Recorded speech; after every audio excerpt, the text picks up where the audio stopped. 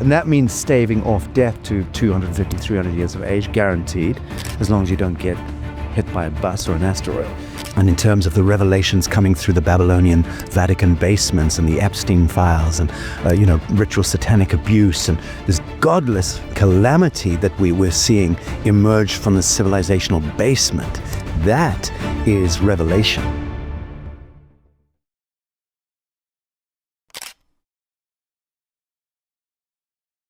All right, guys, look who we got back on the show. We made it happen in Vegas. You haven't been here in a while. Thanks for coming out, man. That's my great pleasure. 7.5 hours in the traffic yesterday through the Mojave Desert to see you. I'm honored. What you been up to since I saw you at Conscious Life Expo? Just the usual shit stirring. We had an event at our land in Tennessee last week on the summer solstice, which was a gathering of a lot of people from all around the world. Mm-hmm. And some military intelligence folks and some shit stirrers like myself coming together to really reconvene from what we did last year in Tennessee, which was a consecration and proclamation event, taking the land, it's about 65 acres that we've got there, and taking it back to the Genesis treaties of the First Nation peoples. And so last year we did a monumental event, consecration and proclamation event. Dr. David Mott and Laura Eisenhower. Nice. Lovely. Scott McKay and all my mates turned up, and it was a hugely powerful event, essentially drawing a line in the sand and inviting Washington, District of Columbia, and the war powers to kindly back the fuck off. And that land and the living soil is being returned now through the Genesis treaties of the First Nation peoples back to the Rainbow Warrior tribe, which is you and me. We need that. The soil has been destroyed, especially here. Right. It's everything. It's air, water, soil, the human biome. It's all been under systemic attack. So, but it'll continue to be so long as we abdicate our sovereignty and abnegate our conscience. So they passed a massive glyphosate bill in the U.S. recently. They're going to double down on it. It's scary. Yeah, and yet it creates a compression event that is so terrifying that it'll actually force action, dynamic action. So, in that sense, the contrast.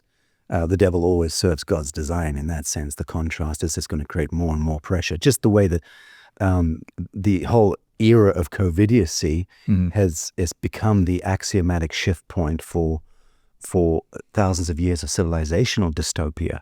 We needed a threshold event to wake up to and wake up through, and that was the COVID satanic intervention of human mRNA DNA using needles. Right. It was as bad as it gets. The diabolical intervention is the third party. I hope so. I hope it doesn't get worse.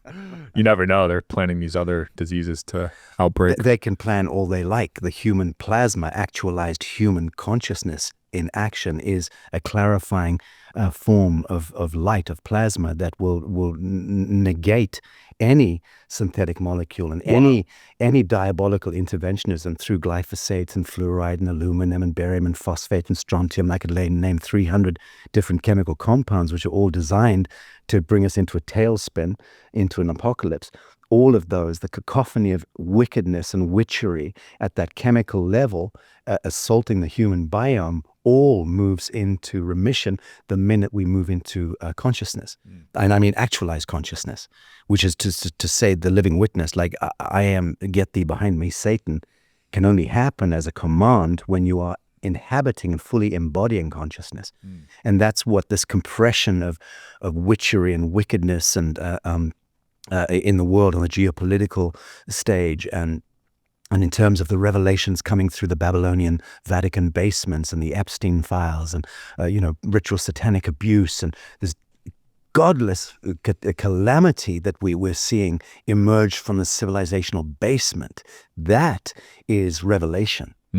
That's precisely the geometry that we need to reveal to the light in order to bring about that paradigmatic shift. So in that sense, we should be thrilled that we're seeing what lies beneath for the first time. Yeah, I think it's the first time, right, in our lives.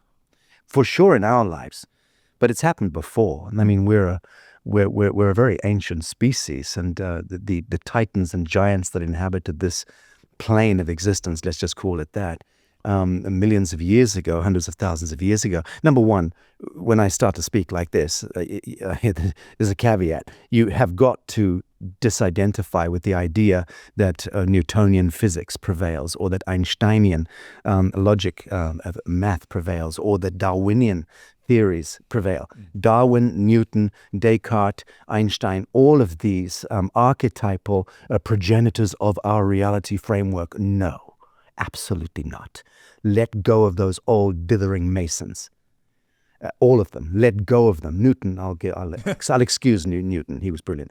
But in the main, we've had the entire conceptual framework of our reality orchestrated for us by blithering old Victorian Edwardian masons. Really? Gravity. Stop. Right. Yeah. So we have to now start to truly see, why is Romania called Romania? That's because it's older than Rome. It predates Rome. The Romanian language predates Latin. The alien base discovered recently in the Buceci Mountains just outside Bucharest contains alien holographic technologies that can see the future, see the past. All of this came to light. Delta was called. They came in, sequestered that technology and that know-how 20 years ago. But the point being, Romania is the oldest place on Earth in terms of, if we want to go back to the genesis point of who was concocting this seeding of the human being in a laboratory. We want to go to the Anunnaki and the Enkin and Lil theoretics. Then the laboratory is almost certainly in the Buceci Mountains outside Bucharest. Why are we not focused on that? Who's prohibiting us being able to go into these spaces and research our past effectively? Again, it's the Midnight Masons, it's the secret societies, it's that status quo. It's everywhere, yeah, even in Egypt. I lived there for 3 years, so especially in Egypt. Oh yeah, I just saw photos of the Sphinx. The head is way smaller than the body. So do you think they... The head has been variously shape-shifted and changed and kind of recarved in that sense. Yeah. That's what it looks like. It was way smaller than the body. Yeah. So I don't know what's going on with that. And they won't let you excavate there. Well, I mean, my erstwhile dear friend, I hadn't seen her for some time, Elena Denan, the French archaeologist, she was the one who was going into the Sphinx. The Masons kicked her out of Egypt in the end. Wow. Because she was making certain revelations. But yeah, it's a curious... I'll be back there later this year. I'm leading a retreat there to Egypt, yeah. What's the retreat for? Just to show people the truth? It's a mythic retreat. Yeah, I'm basically doing cosmogenesis, archaeocosmology and cosmogenesis, which is taking people back to the genesis point of this seeding of humanity, and then looking at all of these totems and temples and archetypes, and rediscovering the true meaning behind them. Nice. Outside of the old Masonic Encyclopedia Britannica. Did you see what happened to CERN this week? I did. They shut off, and now everyone's saying their days feel longer. Well, it's quantum flux, and to be sure, CERN was seriously screwing with the fabric of so-called time-space. Yeah. That's interesting, right? Well, it's interesting in that CERN failed. I predicted that 3, 4, 5 years ago, that it would categorically fail in its objective. To identify the atom seed of black sun technology. Well, good luck. No, because it has a consciousness, right? You won't be able to find it. Yeah. Double slit experiment. Yeah, it's creepy stuff. And the only question we need to be asking is, how did we ever permit or permission our governments to participate in those kinds of grotesque multi-billion-dollar experiments? Yeah. Were you ever consulted? I certainly wasn't. No. Right. Our tax dollars went there. Right. And went to many other places. Yeah. So human beings, again, have been sequestered, harvest of humanity and sacrifice of innocence. Sit down, sit to the side, nothing to see here. Do what you're told. Yeah. Or go straight to prison or the execution chamber. So yeah, that describes the human condition of subjugation and just being used as a utility by elements and powers that have agendas and are working with very, very advanced technological agendas. And what is that to do with? Like, who is playing out the CERN theater? Is it human beings? No, these human beings are proxies of a certain star nations, and let's put it that way. Right. So the human theater and the theater of this earth plane, Tara, is where the cascade of all of the star nations finds temporality, finds themselves able to interact in temporality. And that is why the human being is subject to so much scrutiny and so much interest, and historically has been the subject to so much abduction and splicing and dicing, is precisely because the human genome is the galactic genome, which is to say we carry the God code in that sense. And all of the star nations in this temporal universe can only find their way back home through the human genome. Wow. In that sense. Is that why we used to have the Stargates here? Yes, because everything is connected. The atom seed, the X marks the spot again. The atom seed of this entire universe is this Earth plane. That's fascinating. Yeah. And what is the issuance of the Earth? The highest technology that issues of the Earth is the human being. Emphasis, the angelic indigo human being. That's the good human. Yeah. That's the one that operates at frequency X and above, you know. So yeah, a good human, an actualized angelic indigo human being is the highest expression of divinity in the temporal universe. That's you and me. You and I have the capacity for that. No other entity, no other being. Wow. So you have humans ranked pretty high on the hierarchy. The highest. We are the highest. We are the alpha point. Holy crap. Yes, the alpha point. So whereas the Alpha Centaurians are far more advanced spiritually, and the Andromedans and the Sirians and Orions and Thetans, they are all, and even the Zeta Reticulans and the Reptilians, they are very advanced technologically. Very advanced technologically. They can bend and warp time. They can do all sorts of things. Yeah. But the point is they cannot get back to source. The only way is through us. Interesting. The Jacob's ladder is the human being. So that's why they crossbreed. Yes, that's why they're hybridizing us. That's why blood is everything. That's why genetic intervention and vaccines and adrenochrome. That's the whole obsession with the human genome, is connected to interventionism and the degree to which they can or cannot hack into the human genome. So humans are very close to source. We are the only conduit to source in that sense for the temporal universe. Yeah. Wow. I'm fascinated because I always thought as we evolve into aliens or whatever that we're closer to source, like the higher dimension. That's the part of the flip. We've been led to believe that we need to move towards the object. No, the object needs to move toward us, and we simply need to collapse into the state of witness that we naturally, intrinsically are. So the diabolical human theater invites us from birth, when we're slapped, yanked out of our mother's birth canal, had the umbilical cord cut with surgical steel, which is the worst possible isotope frequency that can connect to symbiotic flesh. That gets cut, and then we're spanked in order to cry and howl, and all of a sudden we're interacting with this earth plane, and everything thereafter is a trial of separation. And we're then seeking to be Freudian about it, not to try and be crass, but I'm being quite serious about this.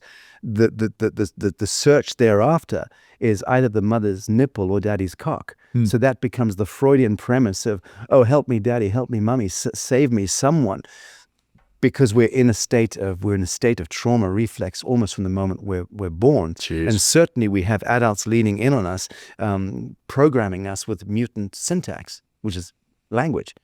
And that syntax is inviting us into the false light and saying, become a lawyer, become a thing. And no part of that is leaning into us and saying, welcome into this plane, this third density plane of existence, you beautiful soul. Congratulations for steering yourself into this vector of time-space. Oh, by the way, you're so much closer to the heavens than we are. What can you teach us? We don't lean into babes and ask them that, and we should do.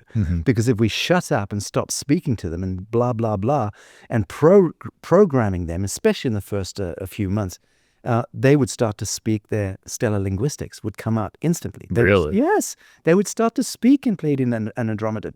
We prohibit and inhibit it by speaking this mutant Saturnian syntax to them.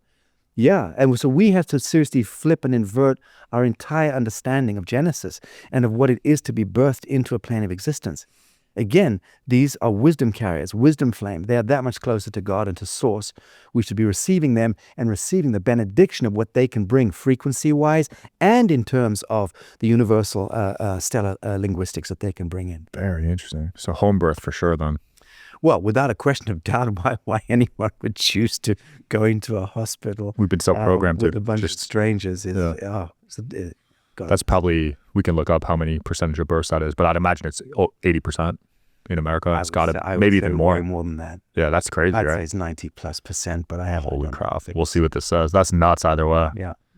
Yeah, I'm already looking into it because I want to have kids soon, man. Yeah. Home birth, right? Absolutely. And do it with water as well. I mean, it's a beautiful thing. Yeah. Race for planned out of hospital births. Yeah. 90%. That's nuts. Yeah. 90%. Look into that, guys.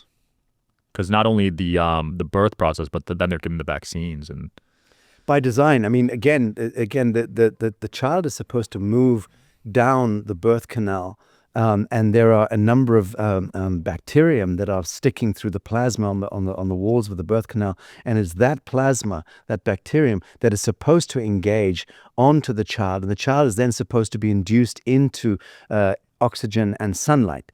And as they're induced into the light and the air, and then hit the mother's nipple and get that colostrum in, the minute that colostrum interacts with the child's the plasma field on the skin of the child, that's what literally catalyzes the biome of the child. Wow. So the immune system of that babe is catalyzed through air, through light, and through the bacterium on the plasma of that child, which is why a C-section is such an inhibition and should be avoided at all costs. Unless absolutely critically necessary, life and death, should never have a C-section. Yeah, people do planned C-sections. That blows my mind. It's crazy. Right? They take them out early. It's crazy. You're literally taking one leg of a three-legged stool away from that child in terms of their own capacity to grow an immune system that means anything. So there's C-section babies you think they get more sick than natural births? Study it without any question. Wow.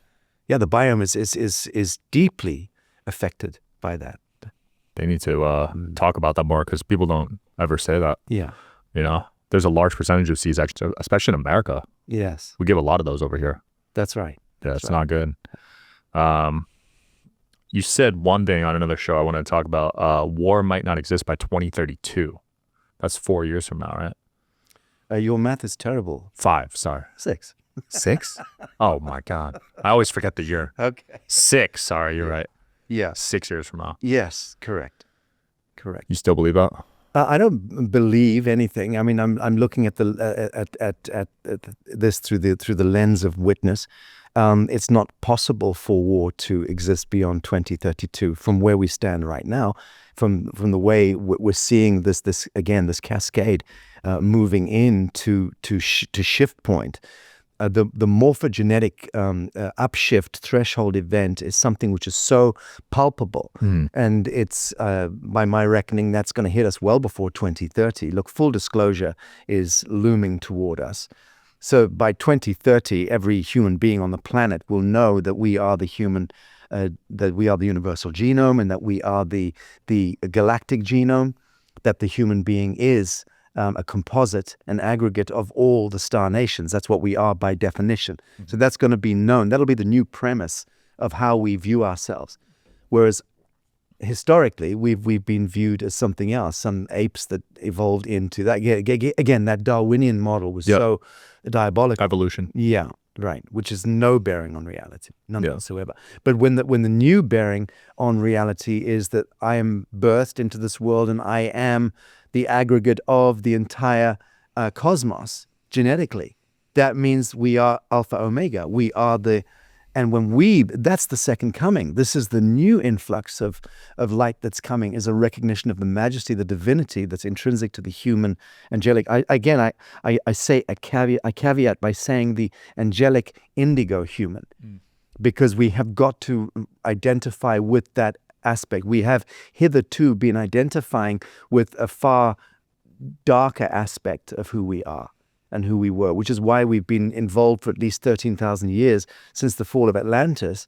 We've been in a blood cult. We've been orchestrated through the brotherhood of the snake, in that sense. So the Khazarian mafia, the Babylonian priesthood, the secret societies, government itself, the Vatican complex, what lies beneath that Saturnian ritualistic, blood ritualistic, adrenal chrome harvesting, Saturnian satanic complex is the psycho-civilizational basement. It's rotten. But as it's now being exposed to the light, that infection is able to heal because of the emergence of this new quanta of vibral light. And the new quanta of light that we're moving into is a galactic phenomenon. It's something which happens every 13,000 years as we swing through the grand procession of the equinox. We move through a photon band. That's a fact. And as we compress into that photon band, that light form is the quantum light that carries our memory from Atlantis, from 13,000 years ago, from before the great deluge, the Noah and the Ark story, you know. So that memory was locked in, embedded into the quantum 13,000 years ago when Earth passed through that light field, and that light conducted an audit of the Earth and said, how do you want to play? Are you ready for an upshift, an upgrade? And we collectively responded at the, I guess, spiritual level. No, we're having too much fun playing with Atlantis, with Atlantean technology. And we were not ready, willing, or eager or able to engage morphogenetic upshift at that time. That's fine. No judgment there, but calamity befell because we moved into the galactic underpass, and then there was a great deluge and a reset. Yeah. And then we survived, and it's taken 13,000 years ago to now pass up again in through the ecliptic into this photon band again. As we now transit from Pisces into the age of Aquarius, that is the geometry of revelation right there. That's the grace of God. That's the emergence, convergence, threshold event. And it's impacting every single creature on Earth and in Earth, as well as the plane of the Earth at the subatomic level. There is photons literally impregnating every single subatomic particulate that makes up this reality matrix. And so that vibral light is enlightening everything from the inside and doing a clarifying and a cleansing. That's why the civilizational basement is being revealed and exposed. Otherwise, it wouldn't be. It would remain sequestered and hidden. So revelation is an absolute science. And each one of us are able to step into a frequency zone where we step into that 0 point, become the witness, withhold judgment, stop identifying with false light, stop gargling ketamine and taking all sorts of synthetic molecules into our system, which are prime inhibitors. I've been warning about this for the last 2 years, begging everyone around me, please stop, cease and desist. Cease and desist. Or you will move into a bifurcation process and become part of the Luciferic agenda, which is fine.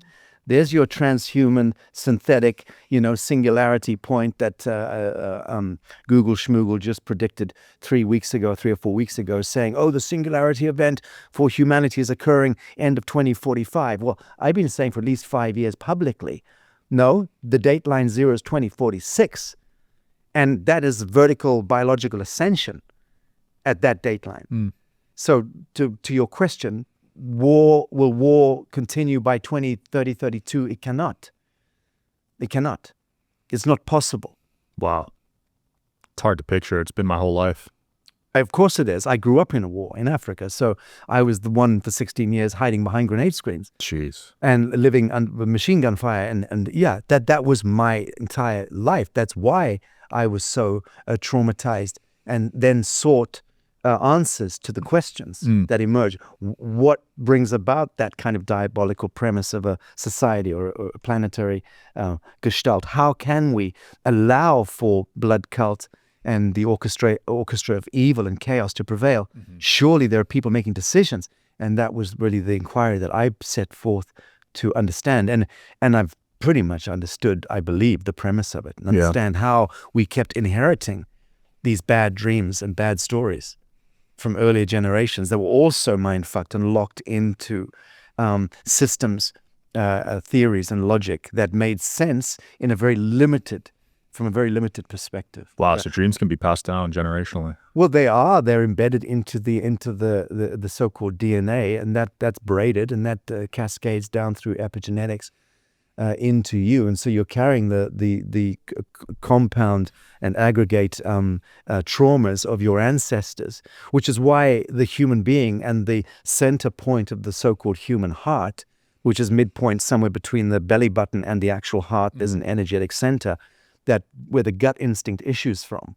That 0 point of where your true seat of consciousness is, once you move into a state of grace, a state of the I am, the witness, you are able to absolve those diseases in the blood.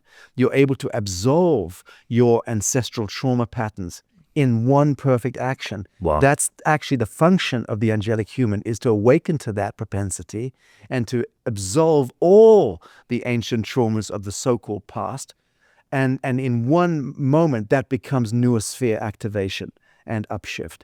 Wow. And then vertical ascension, biological ascension follows from that. Because ascension is a biological process. It's not a spiritual process. What do you mean by that? Biological? Just that there is a transmogrification that will occur to the human form. It's already happening. Really? Yes. Is that what wisdom teeth are in a certain sense? I don't know. That's an interesting question, but I need to sit with that. What I know is that the human body temple is able to receive coding sufficient to systemically begin to reverse aging, provided you are commensurate, your frequency is commensurate with this emergent light field that we're moving through at the psycho planetary level, at the level of the solar system, Okay. and in the galactic plane. This new emergent light, if we are commensurate to it, to the geometry of that light, it activates within us the self-existing, self-revealing, self-fulfilling template, the blueprint, which is an angelic blueprint. So what exists behind Sean Kelly, the entropic, I don't know how old you are, but after the age of, I don't think you've hit that threshold yet, but after the age of 27, 28, as a male, entropy kicks in. Yeah. After the age of 22, 23, as a female, entropy kicks in. Really? That early? Yes. So systemic age reversal takes you back ultimately as a male to 27, 28, and as a female 22, 23. We know that. So technologies exist today. I know because I'm involved with certainly protecting one of them, microbiological formulas, and let's say medical science applications that are able to arrest death, systemically prove and systemically begin age reversal. So as of 2 months ago, the last time I checked in with the particular science group that I'm talking about, that we're involved in, they had reversed aging of all of the lab rats by I think it was 45%. So a rat that was 90 years of age had reversed back to 50, essentially. Holy crap. Right. And in all biological markers. And that means staving off death to 250, 300 years of age, guaranteed, as long as you don't get hit by a bus or an asteroid. Yeah. So that's assured now. And that's technology that's with us today. And that's only what I know of with my work. What Russia and China and others may be sitting on, I couldn't guess at. But I think we've tapped into the leading technology. I mean, 7-8 years ago, I was involved with advanced microbiology, with the endogenous production of the Cloto gene, and I put out a product at that time, which is still trying to get ahead. I pulled out. I've not been involved with that for a few years. Yeah. But I'm just saying, I'm aware, have been for at least 10 years, advanced microbiology, and I can tell you categorically today that we're at that shift point already where you will not be dying before the age of 250, 300 years of age. Categorically not. Wow. Your generation, no way. Not even my generation.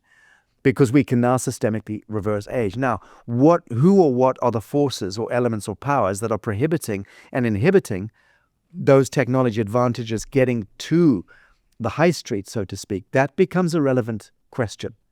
And I could speak to that at great length because we know exactly who and what those forces and elements are. Is that a worldwide thing, you think, or just U.S.? No, it's worldwide. Okay. Because I know the U.S. is, with pharma and all that, is a whole other topic. No, I think you'll find that Europe is a whole lot worse. Really? Yeah. Than the U.S.? A whole lot worse. What? Yeah. I'm shocked. No. Italy? A lot worse. What? 5x. Yeah. Italy has one of the longest lifespans, I thought. Well, that's because of olive oil and excessive sex and olive oil. No, forget Spain and Italy and Mediterranean. There's reasons for longevity out there. So what you're talking about is a synthetic molecular intervention and pharmacological poisoning. That's what you're talking about. So yes, you're right about that.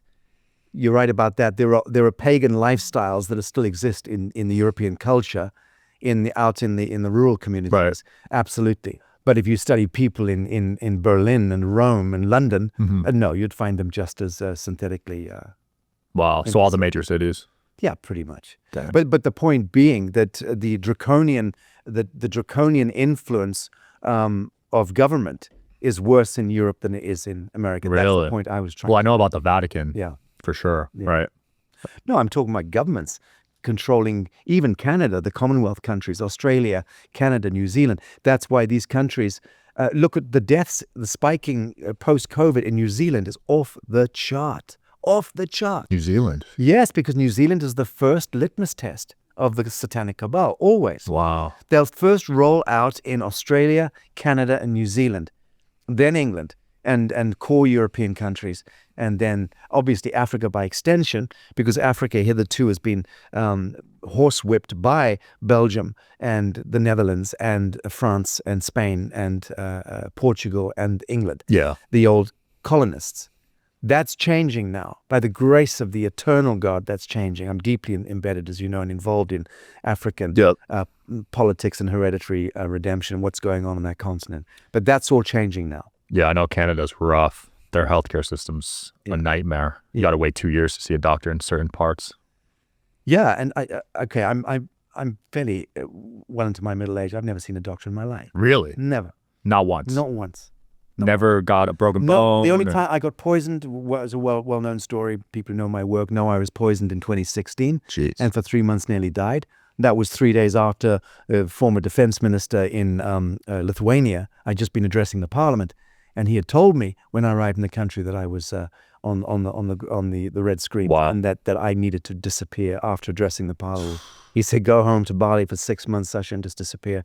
And I was like, "Yeah, I've heard that before." And 3 days later, bang! I was zapped with a frequency, a weapon that we now understand was DNA signature targeted bioweaponry. Wow! And that was in a hotel room in Oslo. They had that in 16? Yeah, 2016. Because there's people looking into that now. Well, because they were test bedding a 5G infrastructure in Scandinavia, Norway at that time. We found out.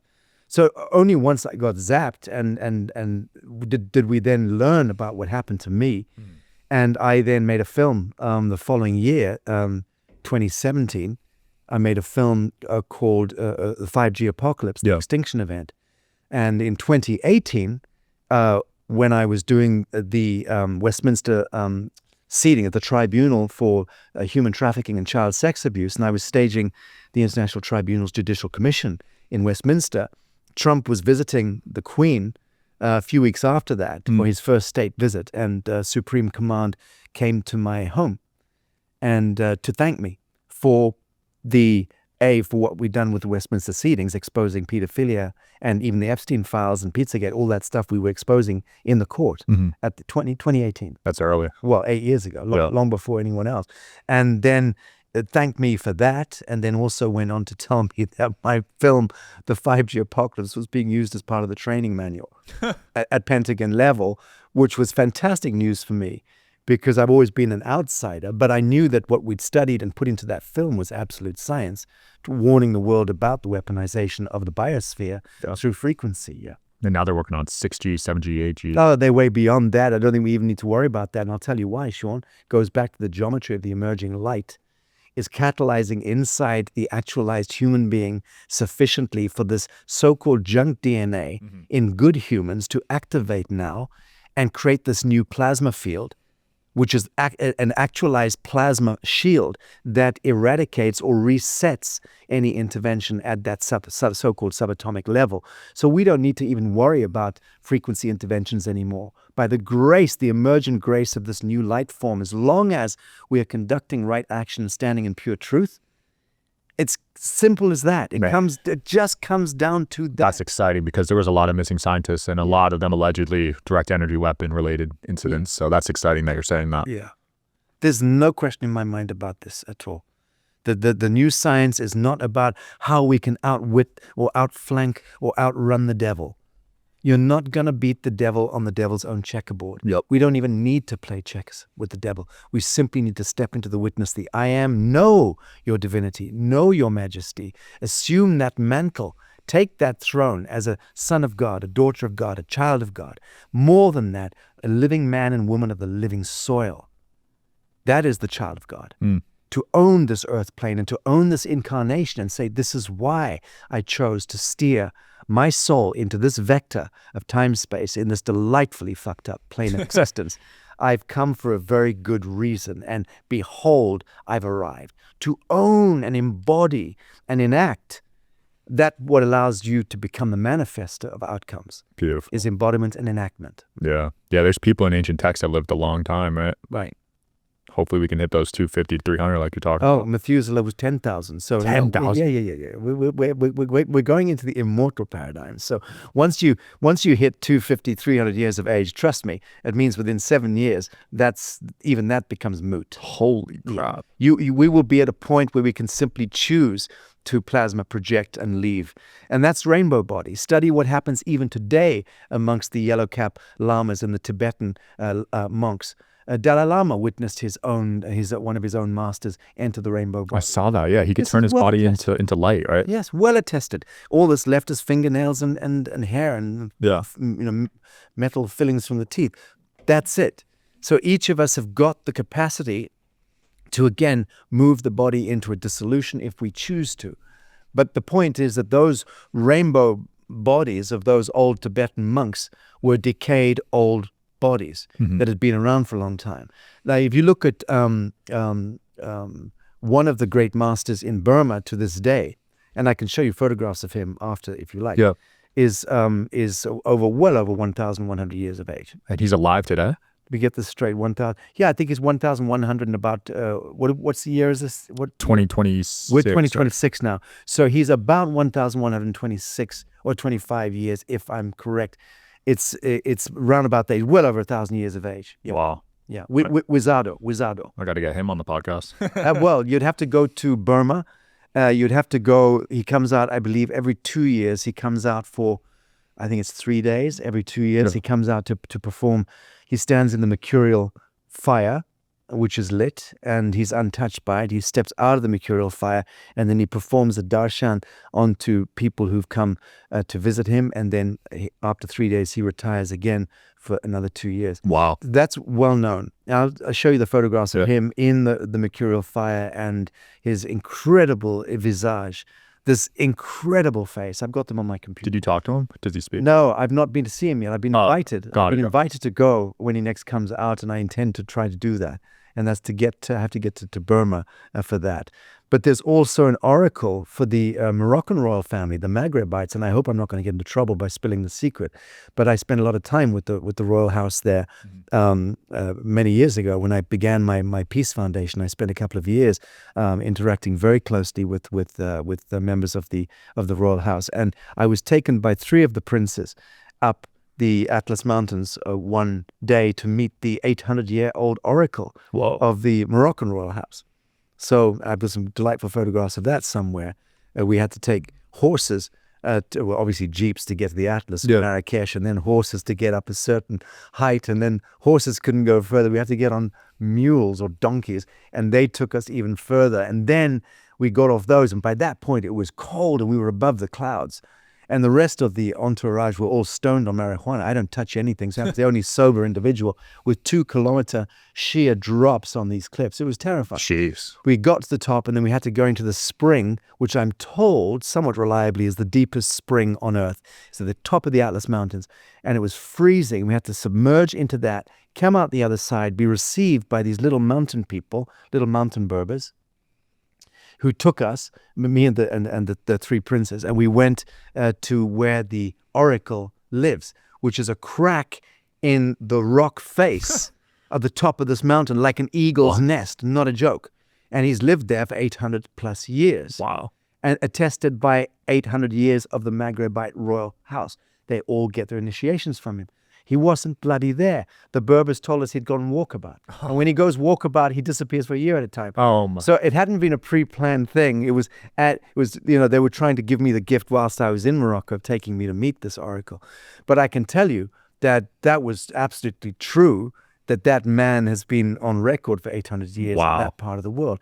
But the more I've gone into the subject over these years, and I've met some of the immortal yogis who've come actually one time, the head of the one yogi movement, famous yogi, I can't remember his full name right now. I've got some beautiful photographs I can show you there as well. But he came to visit me twice in England.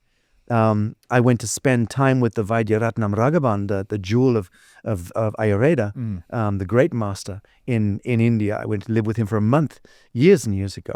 I've spent a fair bit of time in the past in that echelon and exploring the dimensions of the ancient Vedas and the true form of the human body. I call it a body temple because the human body is a temple.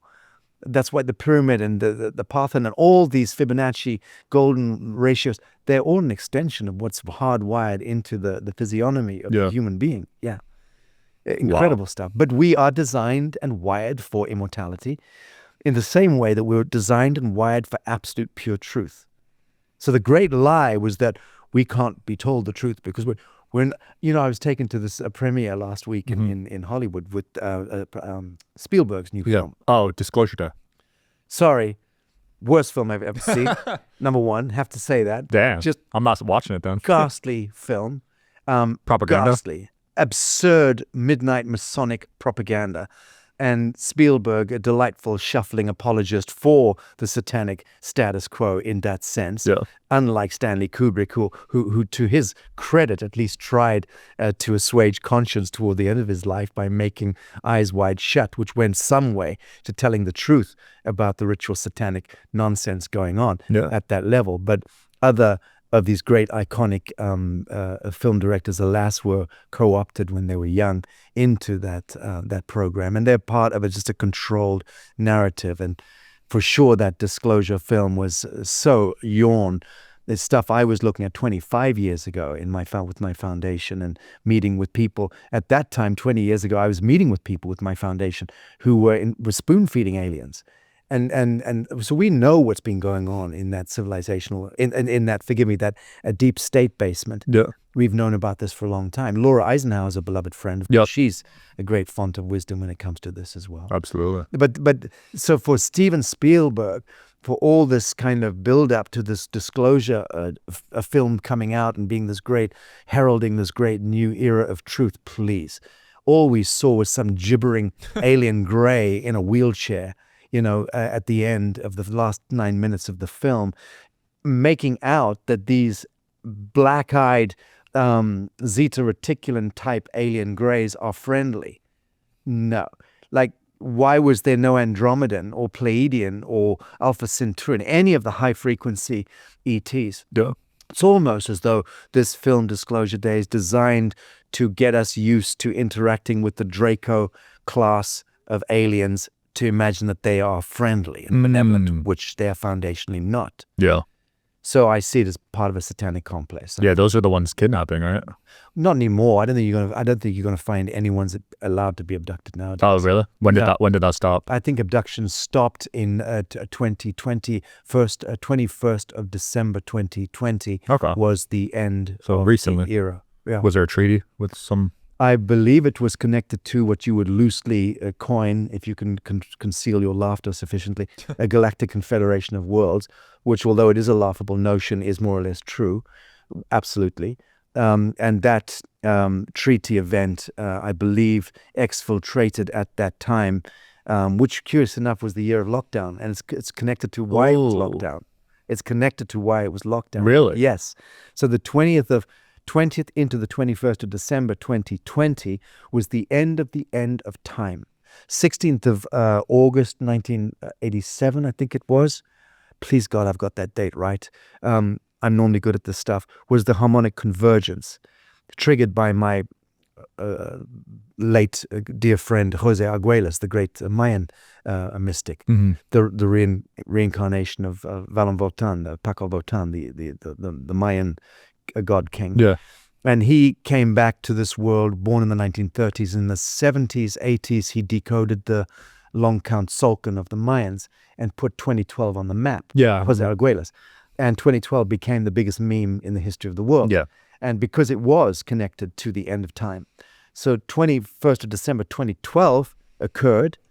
And that was, ironically, Jose died in 2011. Interesting. Never stayed to even witness his own prophecy. But that cascaded forward from 2012 to 2020. So 2020 was really, 8 years after 2012, was really the end of time of the long count Tzolk'in in that sense. Mm-hmm. And because that signature came to a close, the draconian reptilian, inner Earth reptilians were exfiltrated off Earth at that time. Really? That's what I was, again, reliably informed that there were no, I witnessed one Draco reptilian in 1996. And that was my first interfacing at that level, first and last. But my audience knows this well. I've spoken about it. Only in the last 2 years have I spoken about this. Although I told David Icke this almost 20 years ago in my living room. He believes they run everything. Yeah, and I've spoken to many people at high level about my own experiences with extraterrestrial stuff. And I'm not a pundit in that arena, and I have no interest in it. But I have my experiences, and my sobriety can attest to what I've seen was absolutely happening. Mm-hmm. And it was profoundly interesting, life-changing stuff, meeting a reptilian that many years ago. But I can tell you that the inner Earth, Imperial Draco reptilians, as I understand it, were the overlord reptilian intelligences that were the progenitors of the orchestra of chaos or of contrast that we have been subjected to for all of these thousands and thousands of years. So with those being exfiltrated off planet in 2020 is what has allowed for the emergence, in a sense, of this new light form. Because again, the fact that we're swinging through the ecliptic of the plane of the Milky Way, the fact that we've moved from Pisces into Aquarius, all of that is a clarifying, almost like a phase conjugate magic wand moving through the solar system, literally changing the geometry of light. I keep using that term because it's the only term I can use. And that means that certain permissions are no longer granted. For certain aspects and elementals operating on certain frequencies are no longer permitted. That's it. And so they're being phased out of existence on the Earth plane, which is what's happening to human beings. Wow. So the attempt by the needles and vaccines and synthetic molecule intervention through air, water, and soil has been to try and retard the process of the biological ascension of humanity, and moreover to hack into the genome of the human being. That's what the big play has been. That has failed. Yeah, they seem to be trying it with Neuralink too, the brain chip. I don't know enough about that. I don't pay too much attention to whatever is happening in that arena of the transhumanist agenda. And I'll tell you why, Sean, because I recognize that the more we become transfixed into these new theaters of possibility, the more it takes away, robs us of our instinctual prerogative to manifest the kingdom of heaven on earth now. Okay. And I'm getting on, like in Africa and Asia and elsewhere, getting on with actually I like that. Those building in Tennessee, in North America as well, building blocks and actually beginning the new 0-point social economy, new 0-point social ecology, how we're bringing sequestered technologies and so-called Tesla free energy technologies into the market now. We just unveiled 12 days ago, whenever the 21st was, Midsummer's Day, we just unveiled 3 of our New Earth technologies to our audience, free energy systems. Nice. You know, others, even mutual friends of ours, I just don't want to name their names and without their permission, have also been incubating free energy technology for a long time with a lot of money going into those investments. So those technologies are kind of waiting to be brought in to the mainframe. Mm-hmm. Part of what I'm doing in Africa and the so-called developing world is getting power purchase agreements and what have you lined up so we can bring those technologies in and match them to commercial agreements. That's the only time they're going to make sense. Yep. And so bypassing the oil and gas hegemony. Yeah. And a big part of how you're doing that is with hemp, right? Hemp is a huge element because hemp, in a sense, is a catch-all. It's a universal catch-all phenomenon.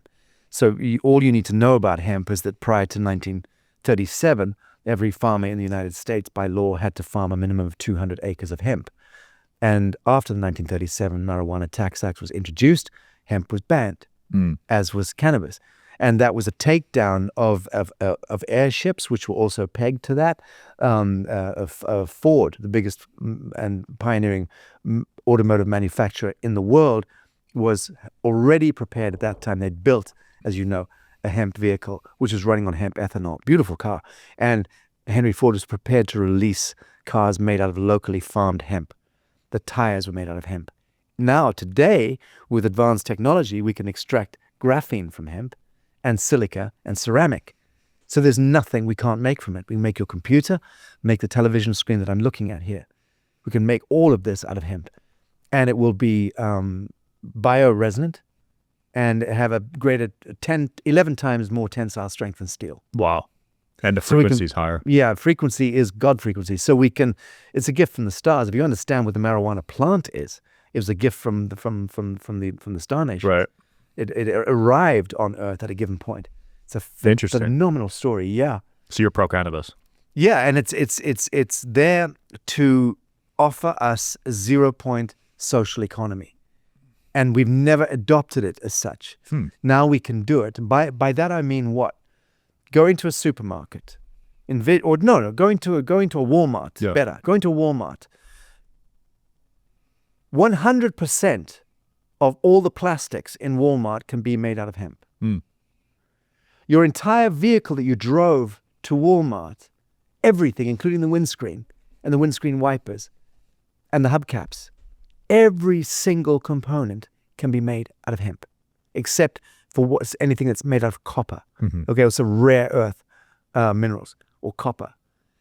The car could be running on hemp ethanol.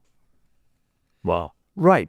So the food, there are hundreds and hundreds of food products you can make from hemp.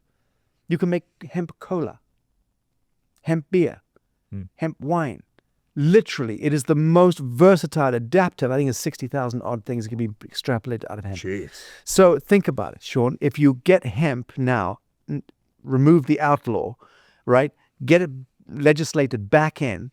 Farmers start to farm with hemp.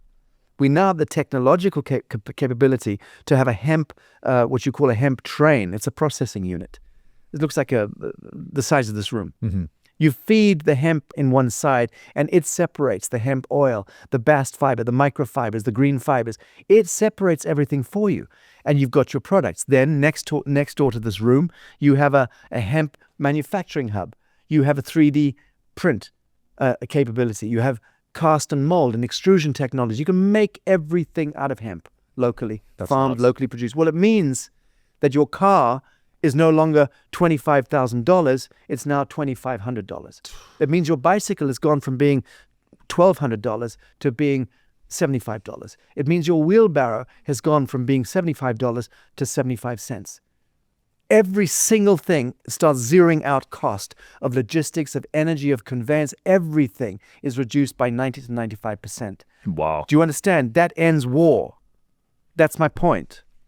Once you've removed the third-party profiteering element and you just get into locally farmed, locally processed, locally manufactured, we can have designers in South Korea coming through the metaverse and designing toothbrushes, designing ladders, designing bicycles, and then they could be push-button printed out nowadays.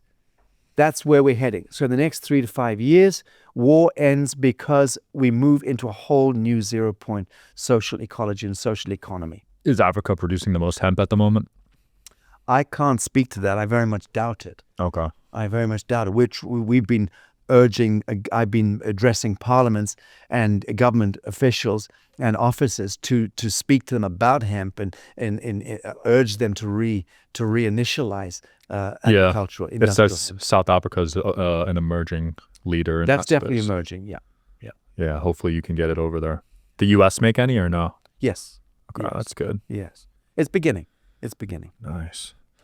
What else we got, man? We covered a lot.